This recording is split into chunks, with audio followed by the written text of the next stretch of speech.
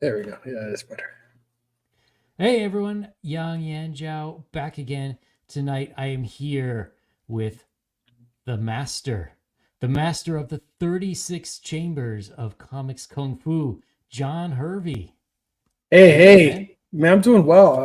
That's the best intro I've ever had. Wow. I like that. 36 Chambers of Comic Kung Fu. How have you been, brother? Ah, good. It's been a long month. Has it? It has. Yeah. Lots of house projects, unfortunately. But That'll keep you busy, man. yeah, That will especially keep you when busy. you think you finish one thing and then it's like, damn it, now this is broke. Yeah. But that's The life, I houses have a guess. magical way of knowing, especially if you have a couple of pennies to rub together. Your house knows. Exactly. Oh, you thought you could go on a vacation? Nope. No. Oh, no such thing. So, man, what about you? It's been quite a while since we've had a chance to talk. Um, you have been killing it with comics. Appreciate that. Just been, trying to be a little bit more consistent with the production of the books. Mm-hmm. Um, so we've got another campaign that's out now. Um, it's it all really kind of ebbs and flows. I mean, it's a disposable. You use your disposable income on this, so it's like when times are good, the campaigns do better, and times like now where there's inflation Breaking and houses. And exactly, and recession and things of that nature. It slows things down, but I'm still very grateful. yeah, now that you mention it, I'm kind of curious about it in the sense that I noticed early last year, a Hmm. lot of people were having campaigns that were really slowing down. Yeah. You saw creators who have already had very successful campaigns. They'd release a sequel to what seemed like a popular title, and those, um, at least financial wise, they weren't hitting quite the same marks. Do you think we're sort of at that bottom part now, and things are going to get better, or is it more of like hold on to the handlebars type of thing? That's the hope. I mean, my hope is that we've kind of bottomed out and that things are going to pick back up, but it's going to be interesting, especially heading into an election year, to see what happens from a legislative perspective. And I mean, just I think people are cautious, rightfully so. Yeah, People are cautious, and right. that kind of curtails that little bit of discretionary spending. People are like, oh, you know what? Maybe not. Maybe I'll just you know maybe Yeah, I won't do that additional spending. yeah, and then there's also the fact that most people still remember what kind of a year 2020 was, and like, oh Yeah. god, turn everything into gold. Convert all your cash into gold before it happens again. Right. Um, but I've noticed the same thing in like the tabletop role playing game space, Is where that right? yeah, oh yeah, yeah, yeah. A lot of people who did fund, they're like, oh my gosh, I can't believe it. I'm so happy.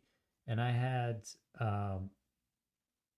well, I shouldn't say, but I've been following some campaigns. Like one is a guy who's got two YouTube channels that have over 100,000 followers, Hmm. and I think his campaign ended up something like $20,000. I Hmm. was like, wow, I'm really shocked that Yeah. that's all he was able to get out of it. Do you think part of it is just reallocation? Like one thing for me is this is kind of a rough time of year, Yeah. just in the sense that like it's great if you got a spooky book, but by the time you get to the end of October, I think people are just sort of putting cash away until Christmas. Yeah. Like they still want to spend, but maybe they're on the fence about what they want to spend on. Exactly. No, I think it definitely is. It's part of that seasonality, Mm-hmm. coming into this time of the year when folks are, the expectation is like, what, you're going to be spending money on gifts and things of that nature, and then you add in the uncertainty in the economy. I mean, it's the unemployment numbers. Those are always tricky, and they're always, kind of, you know, man, I don't want to say they're kind of cooked, but they're at least anecdotally, Mhm. there's been a lot of job loss, Oh yeah, for sure. and then even for those that have retained their jobs, their dollars aren't worth nearly what they were worth even a year ago. Yeah. So I Well, mean, and they're all not those getting things are real. raises. They're not Yeah, getting raises to match the inflation. that's right. That's right. And when you kind of add all those impacts up, I mean, we start seeing what we're seeing, and it's interesting. You're seeing that in the tabletop space. I think we're seeing it across the board. Yeah. People are really having to kind of cut and curtail their discretionary spending. And, you know, at the end of the day, it's got to be, there's going to be something broader that's going to happen, I think, to turn this around. Hey, it's There's the Hey, how's it man. artist going? There's How's the it going, extraordinaire man. guys? Looper. How you doing, brother? Fine, and you guys? How's it going? Oh, good, man. It's We're just going. talking It's about going. the economy and Mm, all that kind of fun And stuff. and how that's affecting comics campaigns. for Hmm. sure, for sure. I'm noticing already that's coming down a little bit. Yeah. Yeah, and it's actually been the trend for a while. I think from at least anecdotally for me, I think was it 2021 Mm, where it seemed to Mhm. kind of peak, hmm and then no, maybe 2020, and then 2021 or maybe 2021 it peaked. 2022 and this year has been a kind of a constant slide, and I noticed it with I've done basically a campaign a year for the last few years. There was a year there where I did a couple campaigns, hmm but I've noticed the progression. And you have to do your homework. So I mean, I've reached out to folks, and it wasn't so much the quality of the content that's kept people away, but it's just reality of life. Yeah. Yeah, the problem I think is not the IP quality, like you said. I think the things change a little bit now. Is about personality. You know what I mean? Yeah. It doesn't matter what you sell. You can make a campaign of a cup, whatever. You know what I mean, if you have a big audience like Michael, for instance, he sold Hmm. almost 8,000 bucks, almost 1,000 copies. But his Nice. personality is fun, is what people would like to see on YouTube. I talked recently with Aaron from Maverick, and he's trying to change a little bit. He's still making YouTube video streaming, investing on crowdfund company, but he's starting to get back to comic book conventions. Hmm. So he started Mm, doing little bit comic book conventions there in US, and yeah, he told me that he started to get some positive feedback, including from small publishing. yeah. Oh, nice. So I think I think we need to try to find new ways to market, Hmm. because just live stream, if you don't have a strong personality for video, Yeah, it makes it really tough. Yeah. is really tough. Even going to different kind of live stream, like our friends, they are helping us, but we need to build our own audience, and this is hard, mainly because we are not YouTuber guys. You know what I mean? Yeah, Well, and no, go ahead. Yeah. well, I was going to say it's definitely a different skill, and Yeah. it takes time to work on the skill. So even if you say like, okay, I'm going to do a comic, I have to start doing YouTube. Like it takes quite a while to build up that audience and Yeah. That's to right. just to make yourself comfortable on screen talking about stuff, so it doesn't come off as just very cringy. Yeah. So, yeah, Absolutely. I think Michael. I think Michael has like his channel for 5 years already, Hmm.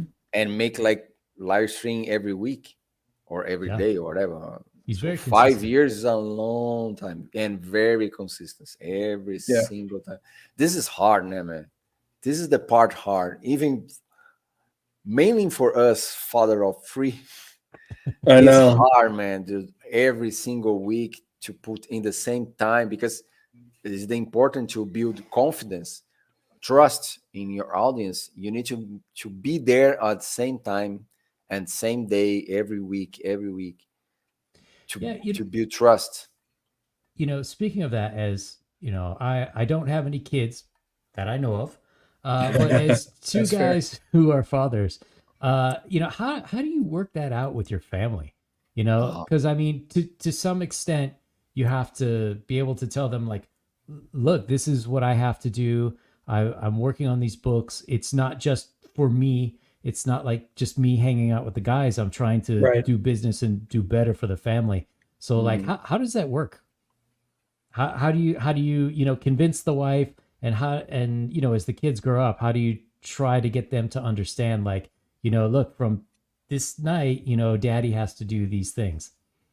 Yeah. I mean, at least with my wife, I mean, she's been along for with me for this ride for, you know, over a couple decades, and it's changed. I mean, even when we started working with Rod back in 2004, 2003, whenever we first started working together, it's changed. And she realizes this is kind of part of the kind of new ecosystem.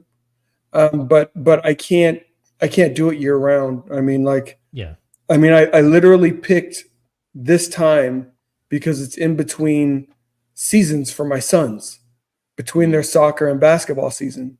So basically, when this campaign ends, we're rolling right into my son's basketball season. And I also help. I'm an assistant coach for that team.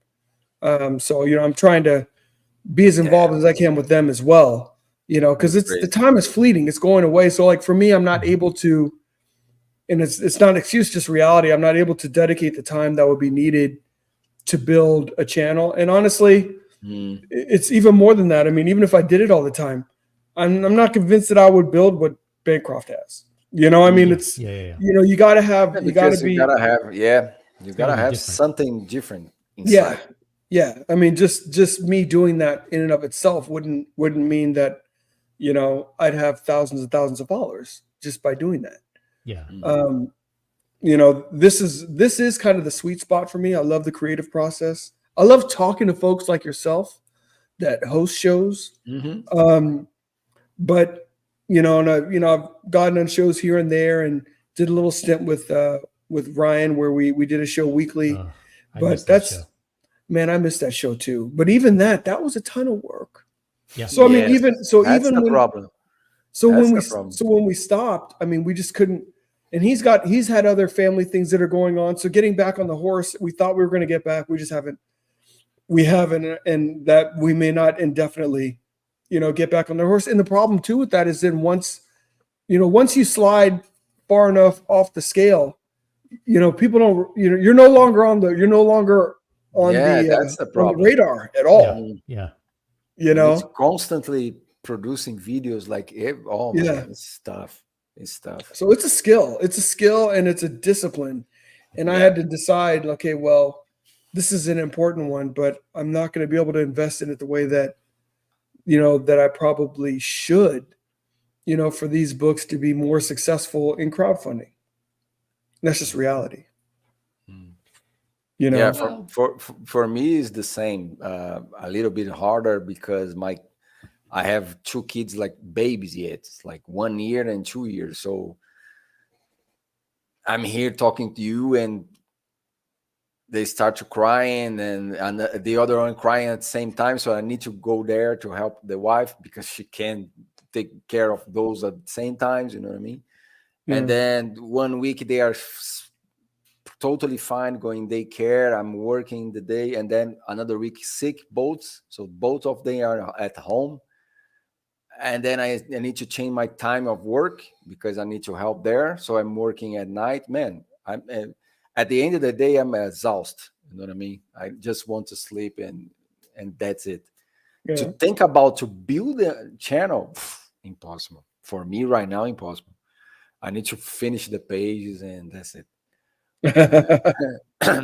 so But who knows? Who knows? Who um knows? and do you think the whole crowdfunding model is not that it's going to end, but that it's not going to be as feasible as it was before. You know, in like 2017, 2018, it really Mhm. became possible for a lot of people to quit trying to work in the industry for the big Right. two and to be able to directly connect with audiences and sell directly. But do you think that, you know, mostly due to the economy, that it's not going to be as economically viable? Like, You know, you know, there, we know that there's people who've made the switch permanently and they don't have day jobs. right. Is that going to be less likely or more likely, do you think? It's interesting, man. I mean, it's like when I look at kind of how this peaked, part of what assisted the peak was COVID Yeah.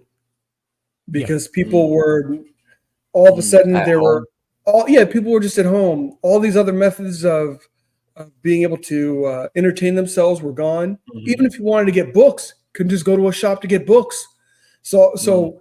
it became almost if you were going to get books, you had to get it through online. And then all of a sudden, I think it really helped. You know, Mm-hmm. I think there's some folks they've developed enough critical mass. You know, I think like Bancroft, Reaney, even the Diaz brothers. I think they've developed enough of a critical mass that they can parlay this and continue to Mhm. grow it.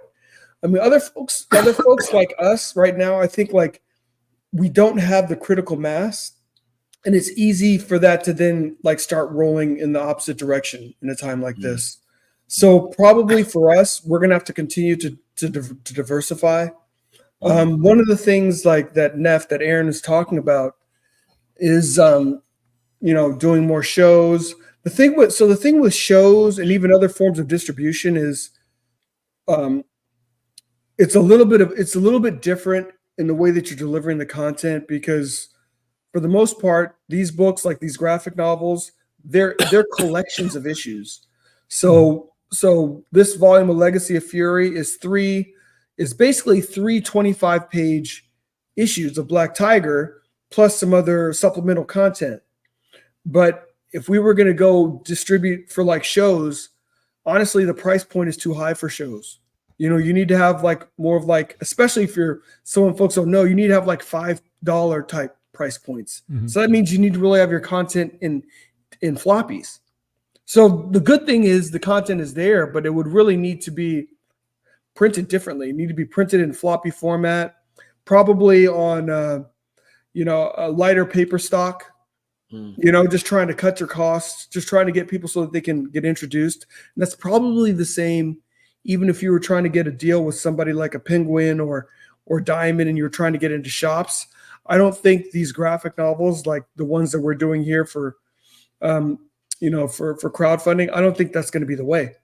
Mhm. I think you have Yeah. to go more of like a cheaper paper stock, Mhm. floppies. So the good thing is the good thing with the crowdfunding is it still provides the ability to pay some of your production costs. Mhm. But I Right. feel like if you haven't reached kind of that precipice as one of the bigger guys, I don't know if it'll be a viable method for you to leave what you're doing. Yeah. I think the folks that have done it, they've done it. And I think they're going to be able to sustain it unless they just decide to start, cannibalizing their own, followings, unless they want to just Yeah. start being, really poisonous to the people that are following them. Well, and I guess some of that's happening, you know. So there are some people that seem to Yeah. be kind of self-destroying themselves. It's like, the beauty of this is that you're a personality, but you also have to take the fact that then people will critique you as a personality, and you have to have a little bit. You can't take yourself too seriously with that. Then you have to let it roll off your back, And if somebody, especially somebody that's paying for your content, if Yeah. they've got something critical to say, you listen to it and you take the parts that are good and then you keep it moving. You don't have to respond or Mhm. defend yourself, Far every away. time somebody says something. Nah.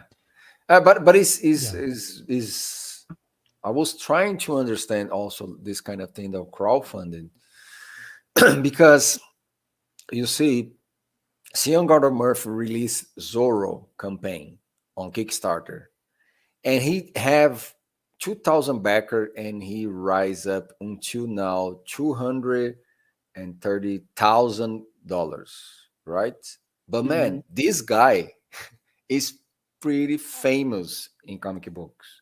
He Yeah. draw Batman in every single comic book, and he almost have less backers than Rennie. Yeah. You know what I Mhm. mean? Mhm. And the guy has Batman behind him. So to find this kind of audience from crowdfunding is not related to the art itself of the comic book, I think. It's more about personality. You need to have something humorous, I don't know, fun, whatever on YouTube, because I don't think even Eric July, he sold almost 40,000 backers in the issue one. Huge more backers than Sean Gordon Murphy. So it's hard to find this kind of audience. It's out there. I think it's out there. But we need to try to find a way to find these guys, because I don't think. And another thing is, let's say that tomorrow someone buy YouTube and close up. Then what? How can we build audience without YouTube? Because yeah, well, Elon Musk bought Twitter, and everything started to change. Tomorrow can help you with YouTube too also. it definitely can. Yeah. And speaking of Rini, it looks like Rini is trying to climb in a window behind you, Rod. Oh, yes. Oh, now I see. It's my cousin, my nephew. Yeah, it's Ah, a paint that I did. But That's yeah, too it's funny. similar. It's yeah, similar. but She's got something But to say back there. yeah, I think you're right. Although I don't know. Well, to me, the thing is, Sean Gordon Murphy's problem is that he wasn't really connecting with fans. So Mm. the question is, were they fans of Sean Gordon Murphy or were they fans of Batman? You That's the know, thing. That's the Yeah. thing. because That's the thing. it's about being in touch with your audience. And Yeah. then if you look at what a lot of really good crowdfunders do, is when they make books, their audience like feels like they're a part of that process. You know, That's right. the Yeah. launch stream, going, Mhm. following your Mhm. favorite artist or writer from show to show. Yep. I mean, that's part of it, and I think that it's how you bring in that audience. Mm. So it's different than like you just put funny YouTube videos, Mm. But when Right. people like you and they see you're working and they like what you do, they'll follow you. But even Sean Gordon Yeah. Murphy, like wouldn't we all be happy if we could sell 2,000 copies of our books? Oh, Of absolutely. course, and that's the thing. You don't need a big audience like Eric July sold 42,000. If you can maintain 1,000, 2,000 backers, I'm pretty happy Hey, in for the rest of my life. if you have 500, I think 500 is the magic number. If you have 500 backers, you're making you should, and assuming you haven't priced yourself in a funky way on your campaign, you should be very profitable. And we think, and it's funny because we saw, I just have 500 backers. Dude, try to put 500 people inside your house to have a notion of how many people are 500. Imagine 2,000, bro. Yeah. 42,000 is like a stadium Yeah, of absolutely. people. You know what I mean? Yeah. Because of the numbers of internet, 1 million is just 1 million followers. You know what I mean? That's true. Yeah. No, 500 is a lot of people, man. It It's a is. lot of people trusting you, trusting in your work. But that's the thing. I was looking to the Grow King campaign from Init, and he has how many backers? 1,700. Mhm. And he doesn't make YouTube videos. He doesn't have stream. He just draw. And Well, make he good doesn't book. need to because I mean, He had a name before, he has like he Steve has Murphy. decades of a body of work in the Yeah. industry. So, I mean, I was like, oh, Kenneth Roquefort, I'm there. You Yeah. know, Well, I think too, he's got a pretty good Instagram following. Mm. You were talking about what if YouTube goes away. I think the only way to really combat that is to be on, all these big platforms. Like, Mhm. I think TikTok is cancer, but starting next year, I'm going to be taking like clips from, these shows and putting them on TikTok. okay, Oh, Because, that's it. you Cut know, and put there and get out. That's yeah, it. no, I'm not hanging Nah, out. I'm But, out. I got to work on, okay, so we stream here. Well, why can't we also stream on Twitter? And Mm. then get right. the Rumble streaming and all this other stuff to work too. I think and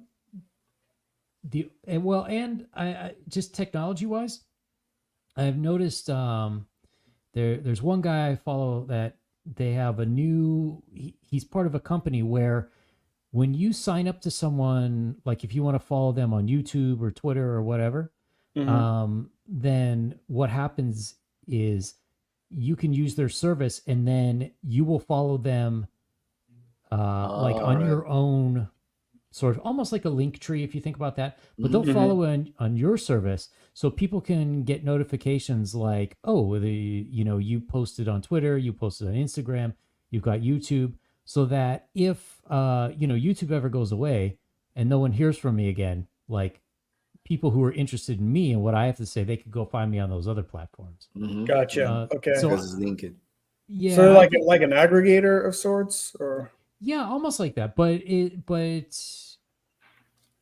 it's almost like you control your own, and it's part of Mhm. like the blockchain and stuff. So people theoretically they can't take down if they take you down on one site, they can't take down, all of your Mhm. other listings. All yeah, right. yeah, yeah. So, hopefully that technology is getting mature. Mhm. But we'll Yeah. see.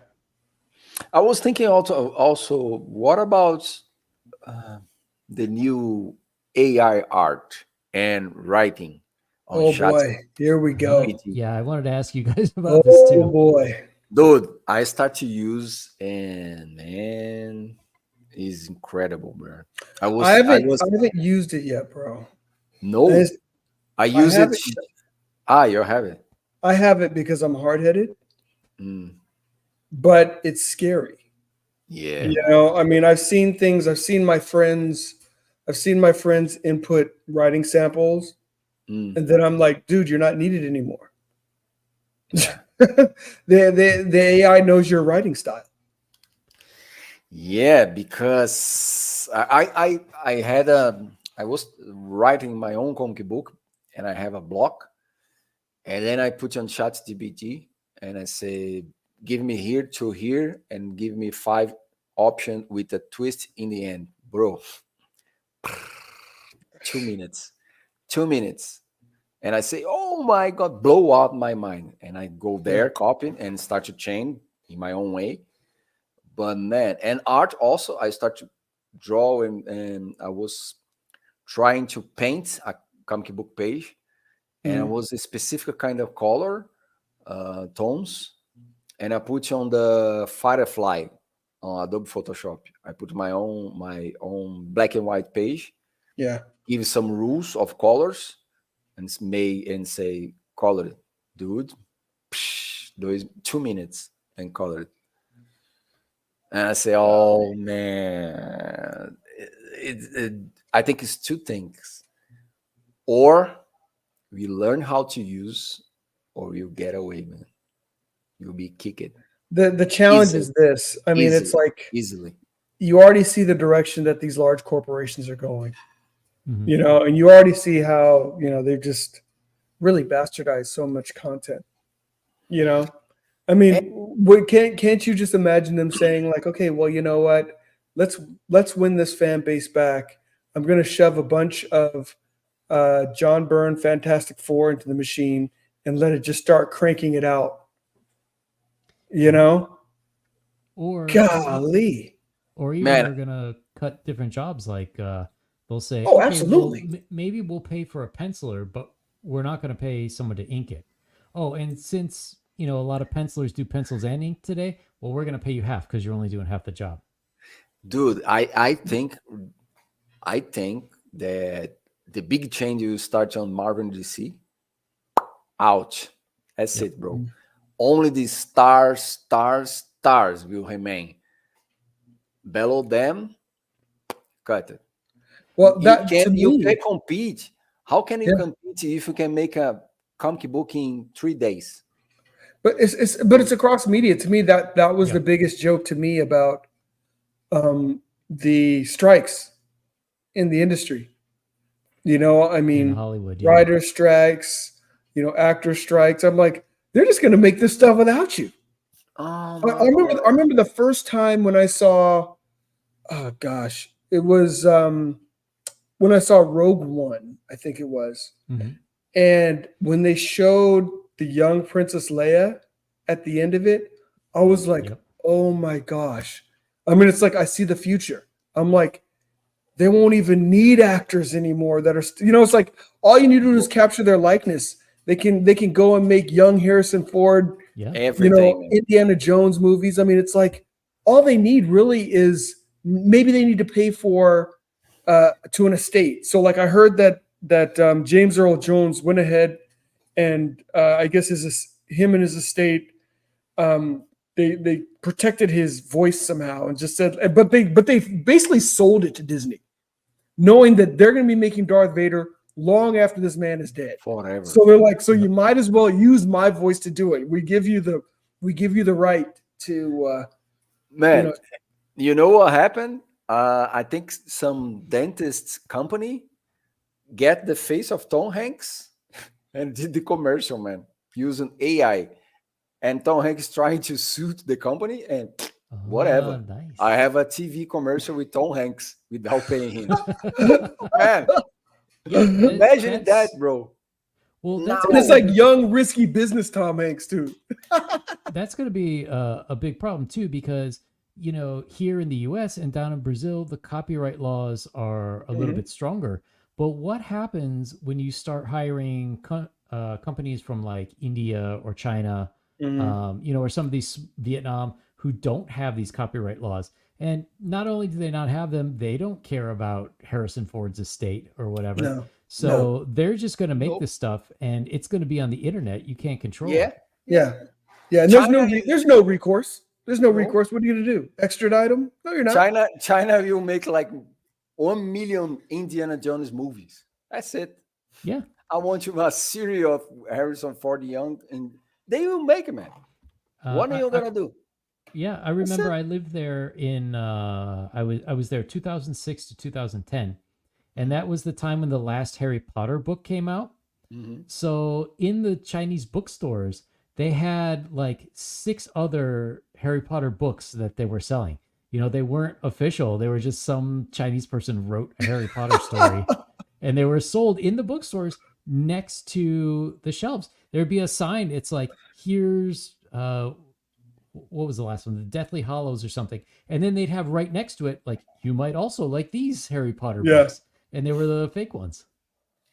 What do they care? They don't care. Yeah. So, you know, the question is, we're not in a world anymore where you're just competing with, you know, Americans with Americans or Westerners versus non-Westerners. It's everybody's got to compete. Yeah. The whole AI thing reminds me in 2001, I started teaching design classes at a university, and but I was in a computer graphic design class, so I was teaching like Photoshop and Illustrator, and at that point, I think they were both like 10 years old at max, right? So in the industry, there weren't. It was, you know, becoming the default, but it wasn't that. There were still a lot of people who grew up without it, who started without it. And all those professors hated me with a passion because, you know, it really opened up the bar of entry. It made it so lower that anybody could start doing design. You didn't have to go to fancy schools. And one of the things I remember is even through the 90s, if you owned a design company, one of your biggest sellers was going to be making presentations for Mhm. companies because they didn't have the ability to do it themselves. And then Microsoft released PowerPoint Yep. with their Office software, and then any idiot could do it.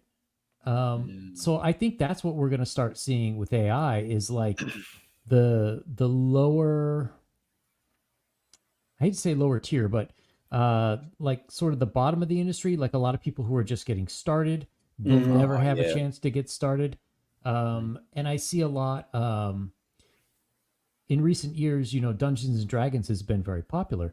So a lot of people will go on like Fiverr and sites like that and say, "Oh, I want you to draw my character, you know, draw the head of my Right. character Right. for a token to use in my game, or I want you to draw like all my party together."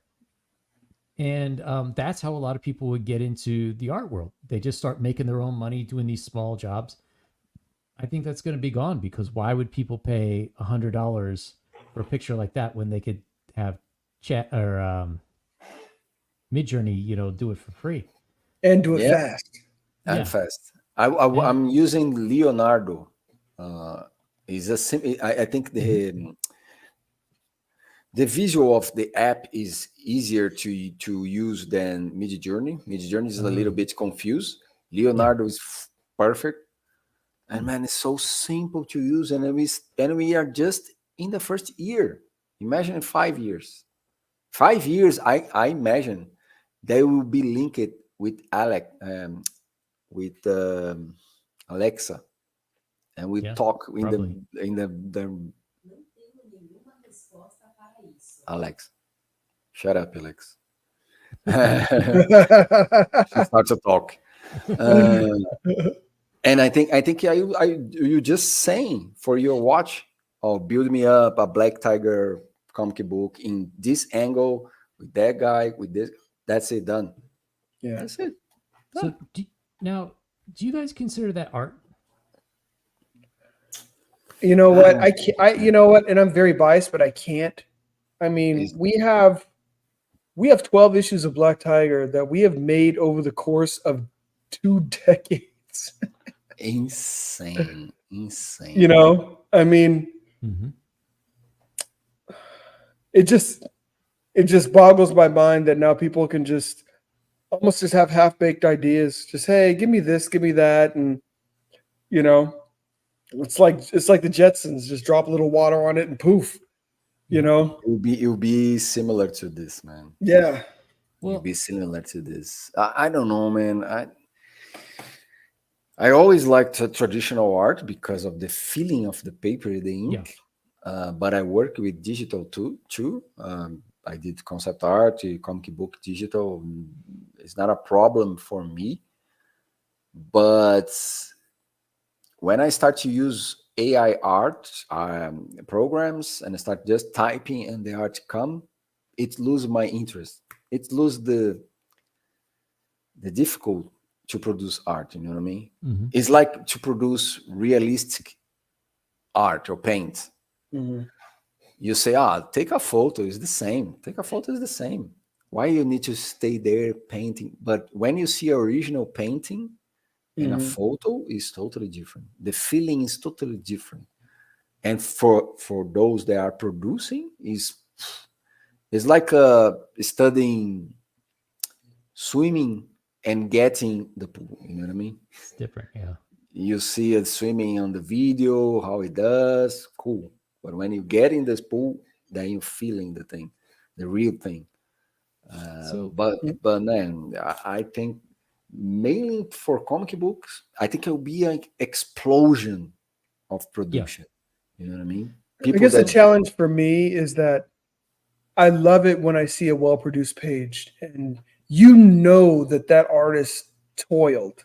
Yeah, or you read a book and you're just like, man, they really did a great job in, weaving that tale and really, and it really makes you appreciate it because, that was a real feat. But the thing is, if AI can churn these things out at a high level, and maybe even at a high level of quality, it takes away everything that's special about the books. I mean, those special pages are no longer special because someone can order them like a short order cook. So, that's one other thing I was wondering that everybody seems to miss. One of the reasons I think AI is so hot right now is because it's new. We haven't Mm, seen this before. And it really mm, reminds me of the 90s mhm, with computer graphics in movies. mm, Because in the 90s, like the 80s were awesome. You had like all the Star Wars models, you had the thing. They were really doing well with making animatronics and models look more lifelike, being able to do Mhm. more things. And then they decided to switch over to computer graphics. How many movies today look as good as movies did back in the 80s? mm, So I'm kind of wondering too if maybe we shouldn't be that worried mm, because maybe everything is kind of going to look the same, and mm. okay, Yeah. maybe it'll figure out how to do 5 fingers instead of six, but maybe like everything I see all looks the same to me. Oh, Yeah. So I was talking about it with another artist too. For mhm. me, I think it'll be like that. An explosion of art similar, everything the same level, like hyper Mhm. realistic video game kind of style. Yeah. So I think if you go to the opposite direction, more human style or cartoonish, I think you'll be bring more attention to the reader. And another thing that I was thinking about it, ho- let's say that a company like Marvel fired all the artists and writer and make production millions of books. Who gonna sign in a comic book convention? The books. You know what I Yeah. mean? Marvel doesn't care about that. Doesn't care. They don't, And because they don't that even have a booth at most conventions anyway. They don't even do Yeah. booths anymore. and that's the good thing of comic book. The fans, at least for me, when I was young and even today, you want to get talk with artist or the writer that make that book. You want the sign in the book. You wanted to collect the sketches.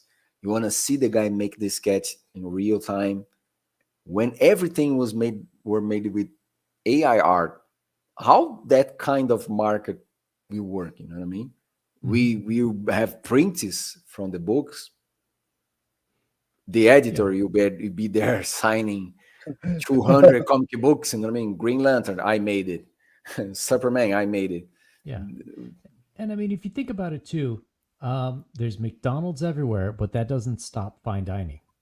Mm, That's yeah, true. yeah. Starbucks coffee tastes the same everywhere, but everyone's got their favorite local place where they make the drink just a little bit different. Mm, yeah, So, yeah. It could be that direction, I think. it's there's I don't know if you know this guy, Shad Versity. He has a YouTube channel. He's been on Twitter. His YouTube channel is usually all about like he has fake knight armor and like teaching you how they use swords back in the day and stuff like that. But he got into AI. Mhm. And I think part of the problem too is the infuriating thing is he's talking about like, hey, look how good my art is. It only took me 5 prompts to do this. But then like you had real artists breaking it down and like, no, the lights are wrong here. This is wrong. The shoulder's too high. That's not how the body looks and stuff. And just not willing to take any criticism. It's like, you're just jealous of my art. It's like, no. Oh man. No. So I think there's got to be a new normal, and we'll probably have new terms for everything, right? Like, Yeah. Hmm. you'll need some catch-all for some word that means you make images, but then there's going to be a different word for people who make it by hand versus people who just tell a computer what to make. Yeah. I mean, we're moving into the world of Wally. Yeah. It's like you won't have people that are aficionados. I mean, all of us that are creating books now, whatever phase we're at, we're we're light years away from when we first started, and we've learned a lot. We've some of that learning has been through hard knocks. You'll get those artists will get. I can't even call them artists. Those people will get none of that Mm, because they're not Yeah. creating anything. yeah. All they're doing is typing up prompts and booleans and Hmm. and letting the machine do what the machine does. So switching gears a little bit, you've been talking about 20 years. You two have been working together for 20 years on Black Tiger. That's right. How do you keep it fresh after that time?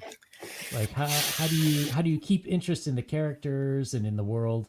And Dragons, ziggurats, goblins, and orcs. You need to grow. If you, You start to grow, it's killing. You take advantage of Yeah. what the comic book, what are the constraints of making comics? It's page rates and imagination. Mhm. And after I made, we made Legacy of Fury. One of the things Rod told me was like he was starting to burn out, and I realized that's because we weren't being expansive enough. We weren't taking full advantage of what we can do in this. Mhm. So one of the things I realized collaborating with Rod is like, I got to be able to keep his interest. He shouldn't feel like, man, another page of Black Tiger. Mhm. If I got to do this thing one more time, I'm going to poke my eyes out. Mhm. I wanted to be excited. So, he's added a lot to the story, and we've gone in a lot of fun directions. And people are going to love those that have picked up Black Tiger. If you've never picked up Black Tiger, you will love Legacy of Fury. Once you hit Hidden Dragon, it's a whole nother level. And Yeah. this volume, yeah. It's woo, far away. woo. Yeah, Yeah. that was the way, because it's really tough.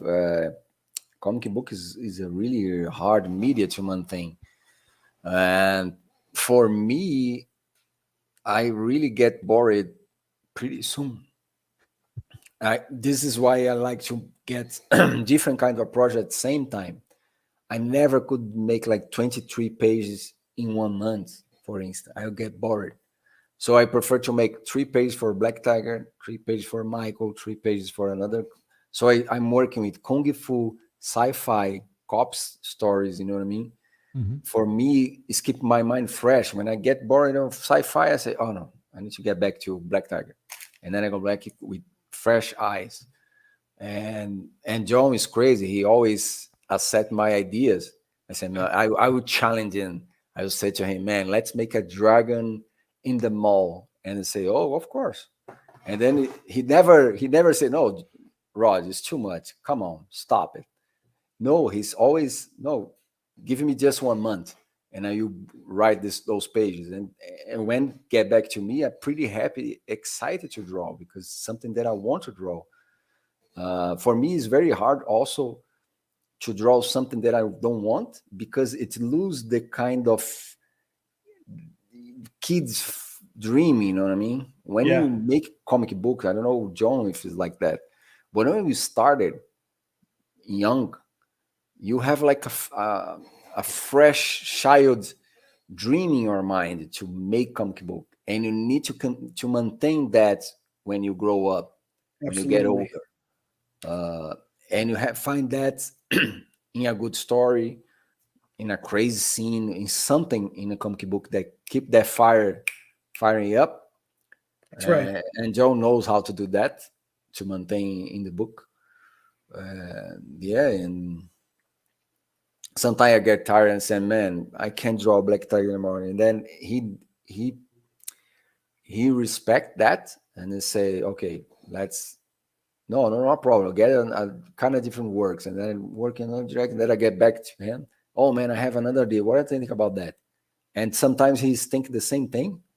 Oh, I have the same idea, man. Let's build up more and let's make different. And we passing 20 years producing already. I think the beauty of comics, and I think we've really come full circle with comics. It is the greatest medium uh, for creating, especially left brain, right brain, being able to tell stories that are visual, because you can be on Mars, then underground, and then in whatever place, and it's all page rate. It's not like too many times comics are written like TV shows or like movies, so it's like, oh well, that's too big budget, so we can't go to too many places, we can't have too many characters, We need some just talking head scenes.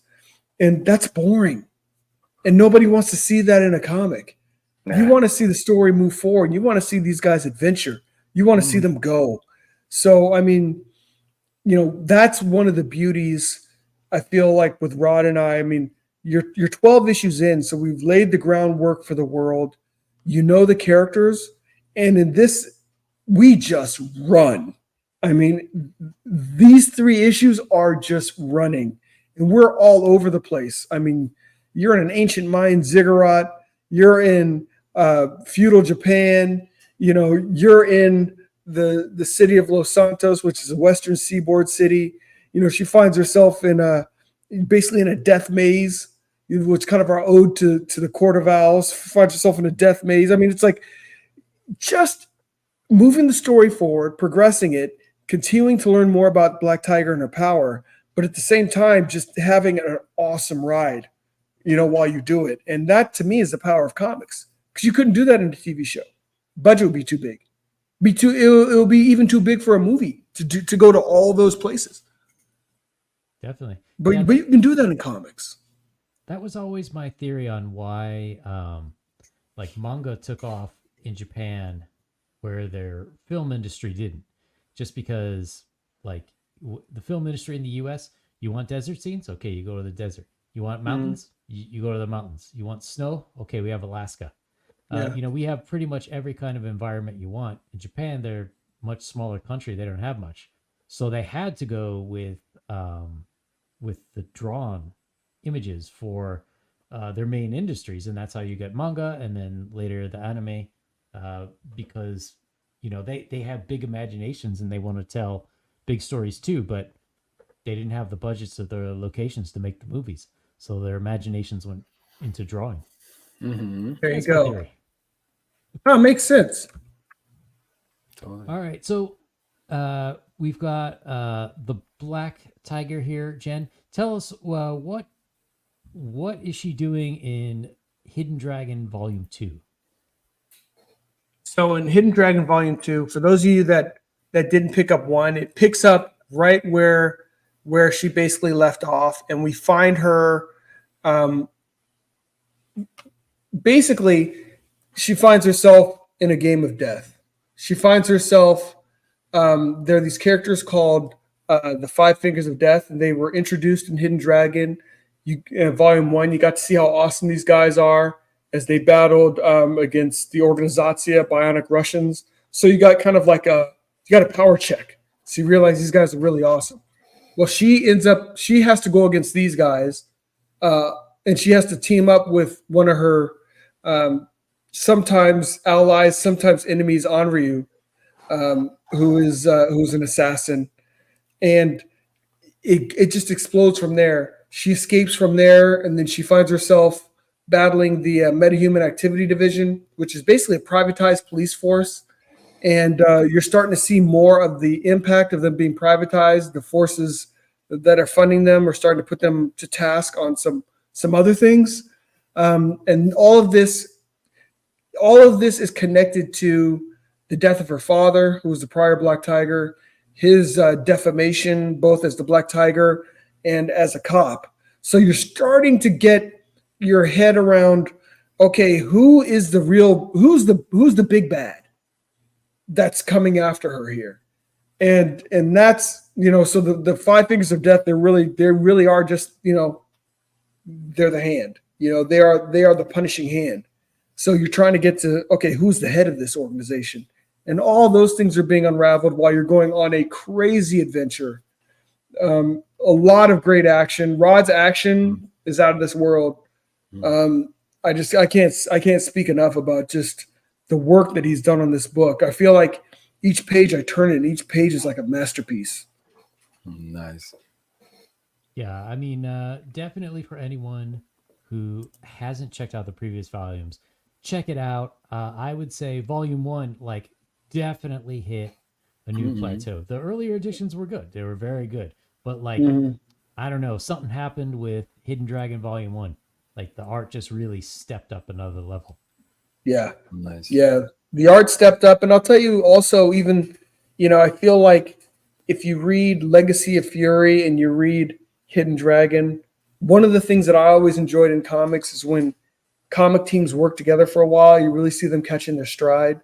I mean, Legacy of Fury is a great story, and I look at how, I can almost see the parts where it's like, okay, we really locked in this character here, so it's like, okay, yeah, we really hit our stride with particular characters in this story arc. And then Hidden Dragon, I felt like we really had, just as a cohesive unit, we all had ownership, and we all knew where these characters needed to go. And I think that made the collaboration so much easier. Rod and I, we have both been living with Black Tiger and the supporting characters for so long that, he's throwing out ideas. I got ideas. We're able to, make them, put it all into a bowl and mix it up and make something that's really awesome. Totally fun. Adventure book, man. Really fun to draw. And it's a superhero book. And I know that there aren't as many superhero books, especially kind of like in CG and stuff, but this is I love, we love superhero books. We love martial arts, a little gangster flair to it, and mutants and all that good stuff. I mean, you get all that stuff in this. Yeah, everything there.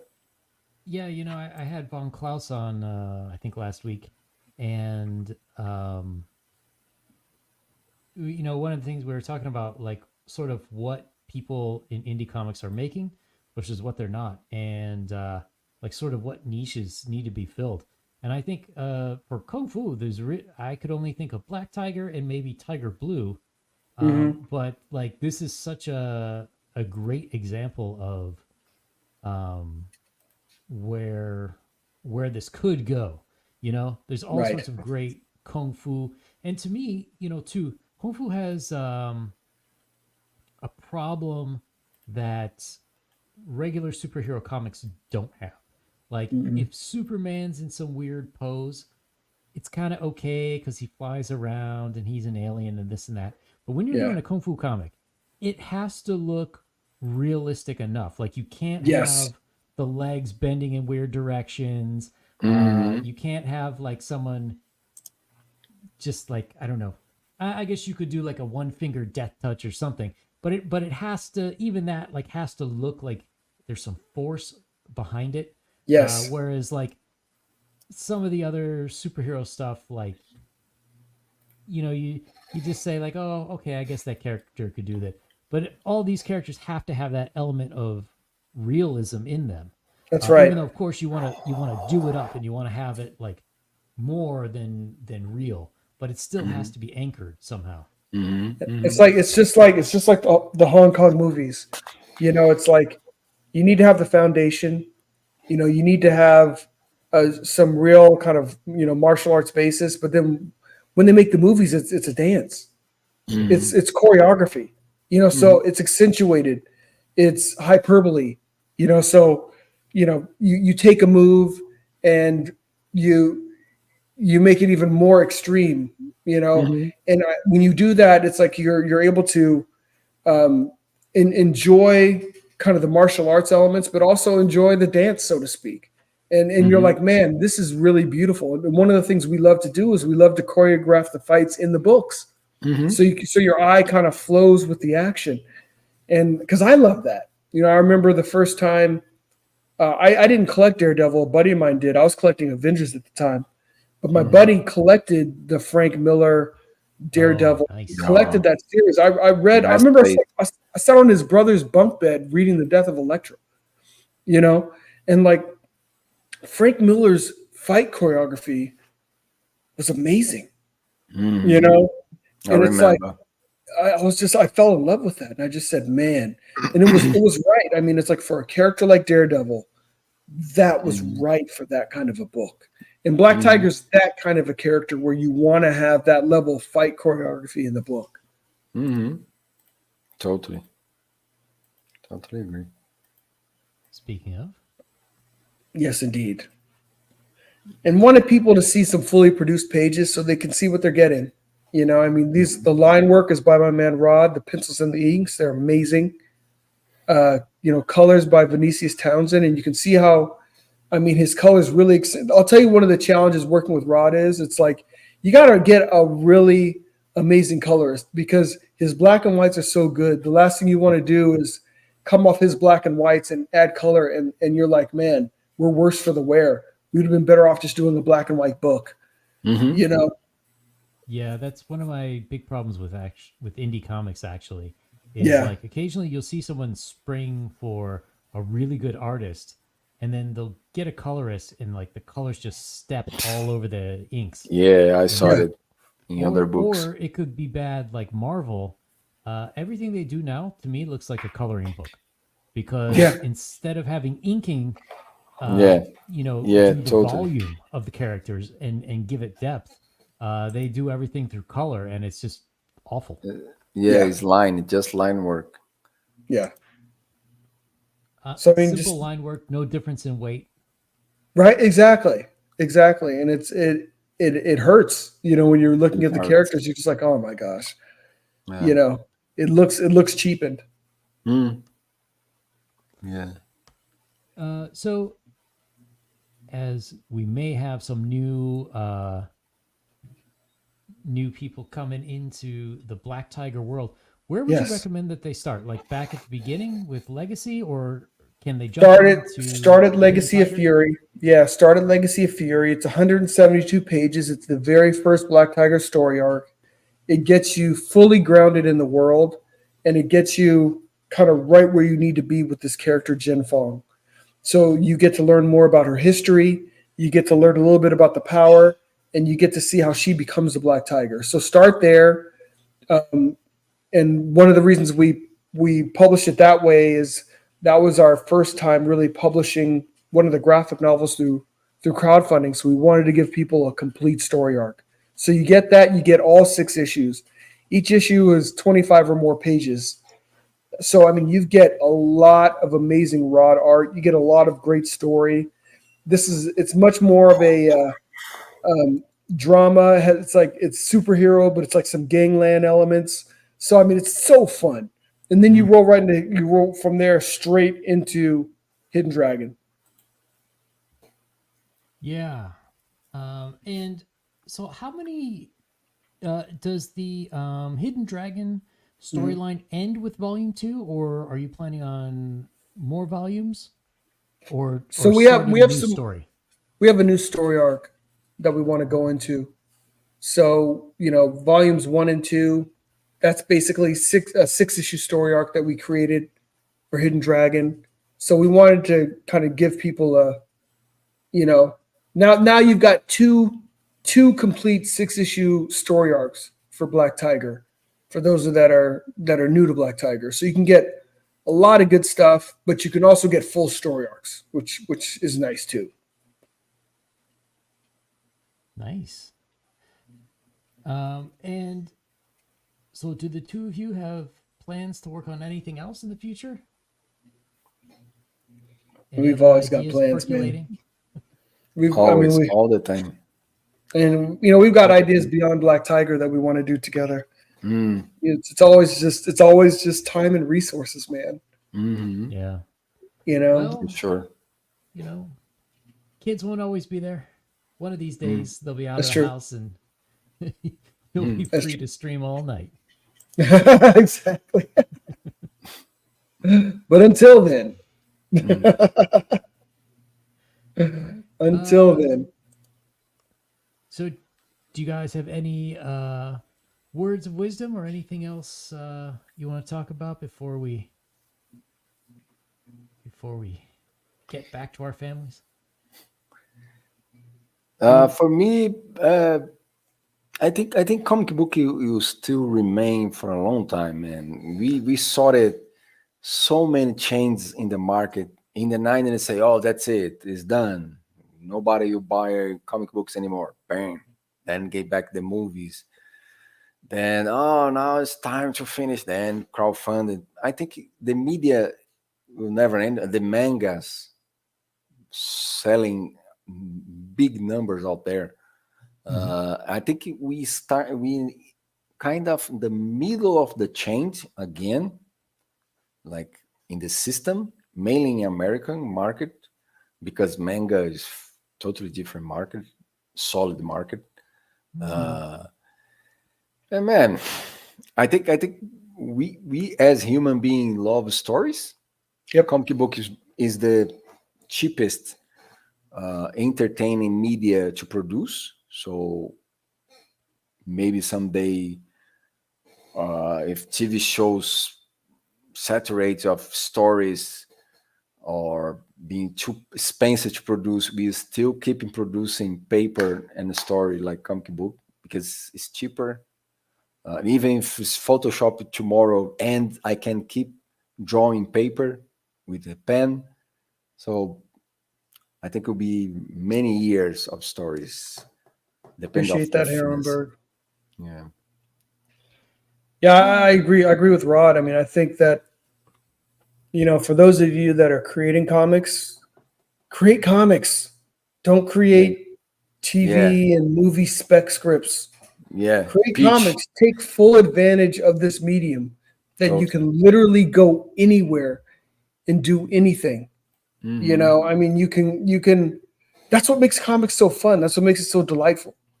So take advantage of it. Love the medium for what it is. If you're making comics, make comics. Yeah, I mean, I think images and stories will never go away. Yeah. 30,000 years ago, we had drawings on cave walls.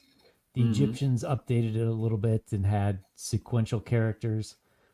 It'll always be here. I'm a little confused about how we go forward in like traditional Western comic book style, since the markets are different and manga is so strong right now. But maybe in another 10 to 20 years, people will be like, oh, manga's that loser stuff my mom and dad read.